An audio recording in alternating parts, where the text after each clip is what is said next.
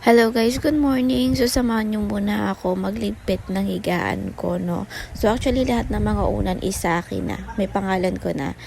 Dito guys, 33 weeks na yung tiyan ko and medyo hirap na din talaga akong magkikilos.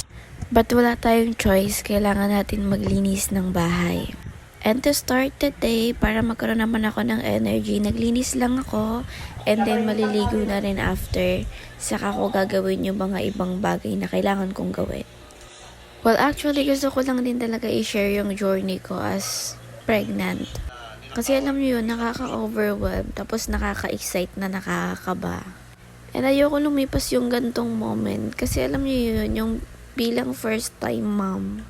Gusto kong makita kung paano nga ba or ano nga ba yung naging journey ko pagbubuntis. After ko nga pala maligo, nilalagyan ko ng oil yung tiyan ko. Nabili ko lang din to sa TikTok and effective siya.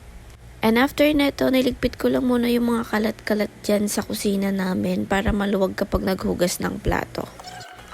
Actually, kasama ko si kuya dito kaya siya makalat kasi nagluto na siya ng pagkain namin kaya ako naman yung maghuhugas ng mga plato. Sa hindi pa nakakaalam, I am 24 years old na, 33 weeks pregnant, and I am pregnant with a baby boy. Yes, baby boy ang panganay namin.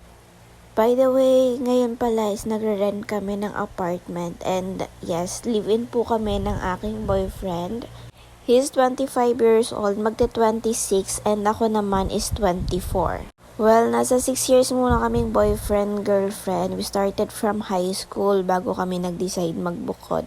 Nagbukod kami this year lang din and after that, sobrang dami ng blessing, sobrang dami ng nangyari. And as in, gets to ng mga nagsisimula pa lang kung anong mga nangyari talaga kapag nagsisimula ka pa lang. So, bumili kami ng mga gamit, lahat ng mga needs namin, binili namin. Pero super worth it siya kasi nga nakakatayo kami sa sarili naming paa, nakakakilos kami sa gusto namin. Alam nyo yun, nakakapag-decide kami kung ano yung gusto namin. And ayun, thank you Lord, nakaka-proud kasi ang dami na rin naming mga nabili.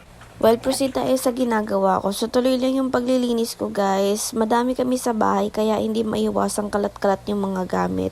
Medyo allergic pa naman ako kapag kung saan-saan lang nakalagay yung mga gamit, kaya kailangan mo talagang ayusin. Kasi kahit anong sabi mong ilagay sa tamang lagayan, talagang nakalagay pa rin kung saan-saan. And to end this video, guys, winalisan ko lang and then nagpahinga.